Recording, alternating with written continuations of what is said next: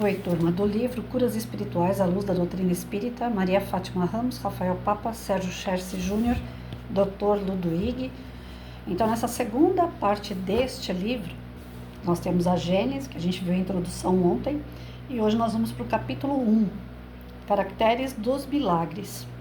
Os milagres no sentido teológico, o Espiritismo não faz milagres, Deus faz milagres, o sobrenatural e as religiões.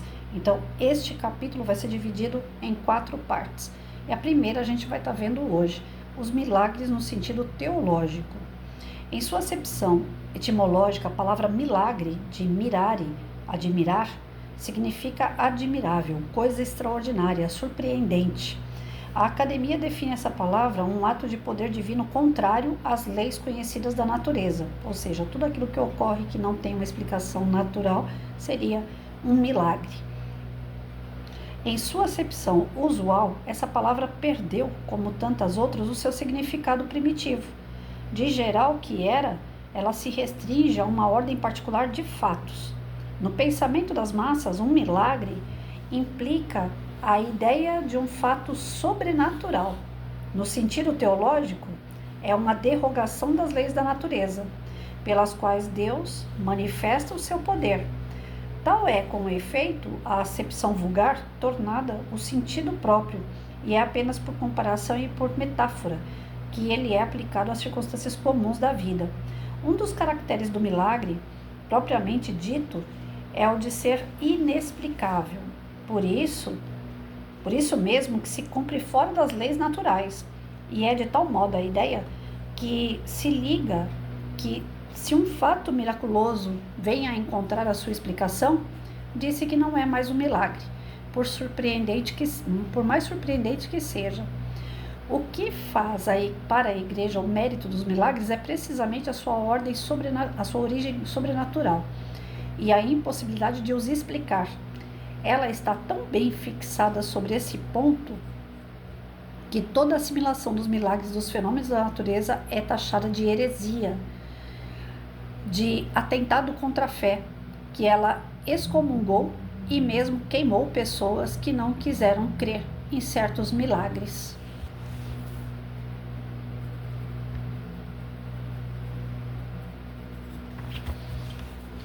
Um outro caráter do milagre é ser insólito.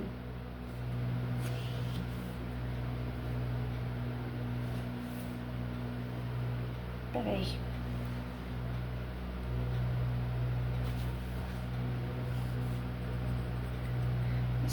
Eu tenho que anotar, senão depois eu esqueço. Então, outro caráter do milagre é ser insólito, isolado e excepcional. Do momento que o fenômeno se reproduz, seja espontaneamente, seja por um ato da vontade, é que ele está submetido a uma lei. Desde então que essa lei seja conhecida ou não, isso não pode ser um milagre. Todos os dias a ciência faz milagres aos olhos dos ignorantes. Que um homem verdadeiramente morto seja chamado à vida por uma intervenção divina. E aí está um verdadeiro milagre, porque esse é um fato contrário às leis da natureza. Mas se esse homem tem somente as aparências da morte, se há nele ainda um resto de vitalidade latente e que a ciência ou a ação magnética venha reanimá-lo, para essas pessoas esclarecido é um fenômeno natural, mas aos olhos do vulgo ignorante, o fato passará a ser miraculoso. Que no meio de certos camponeses um físico lance um papagaio elétrico e faça cair o raio sobre uma árvore, esse novo Prometeu será certamente olhado como armado de um poder diabólico, mas Josué, detendo o movimento do Sol antes da Terra, em admitindo o fato, eis o verdadeiro milagre, porque não existe nenhum magnetizador dotado de um tão grande poder para operar um tal prodígio. Os séculos de ignorância foram fecundos em milagres, porque tudo cuja causa era desconhecida passava por sobrenatural. À medida que a ciência revelou novas leis, o círculo do maravilhoso foi restringido, mas como não havia explorado todo o campo da natureza, restava ainda uma parte bastante grande ao maravilhoso. O maravilhoso, expulso do domínio da materialidade pela ciência, entrincheirou-se no da espiritualidade, que foi o seu último refúgio. O Espiritismo, em demonstrando que o elemento espiritual é uma das forças vivas da natureza, força incessantemente agindo concorrentemente com a força material, fez novo entrar os fenômenos que dela ressaltam no círculo dos efeitos naturais, porque, como os outros, estão submetidos a leis. Se o maravilhoso foi expulso da espiritualidade, não tem mais razão de ser. E é então somente que se poderá dizer que passou o tempo dos milagres. Bom, o que ele coloca aqui, que no sentido teológico, milagre é tudo aquilo que não tem explicação. É o sobrenatural, é o maravilhoso. Né? Então não tem explicação, foi Deus, e simplesmente isso. E a igreja, com isso, ela conseguiu muitos adeptos, inclusive manter esses adeptos por muitos anos, através do medo. Se você fosse contrário a esse tipo de argumento da igreja, que tudo que ocorria era algo fenomenal, maravilhoso, extraordinário, se você tentasse explicar os milagres, você era tido como herege. Você ia para a Inquisição e lá você ia passar por torturas e morte.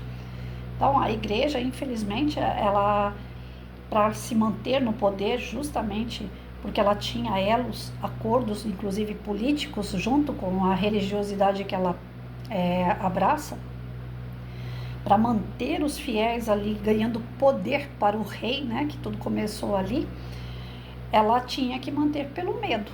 Então, tudo e qualquer coisa que você fosse contra, ou que você raciocinasse, que você buscasse uma solução, que você desse uma resposta, que você soubesse por que aquilo ocorria, você era tido como uma feiticeira, um bruxo, né, um cara que está endiabrado, né? Então, assim, o que passa para a gente nesse primeiro capítulo é que as curas espirituais não são milagrosas. E isso ele vai fazer no decorrer do capítulo aqui, mostrando para a gente que é algo natural, tem explicação.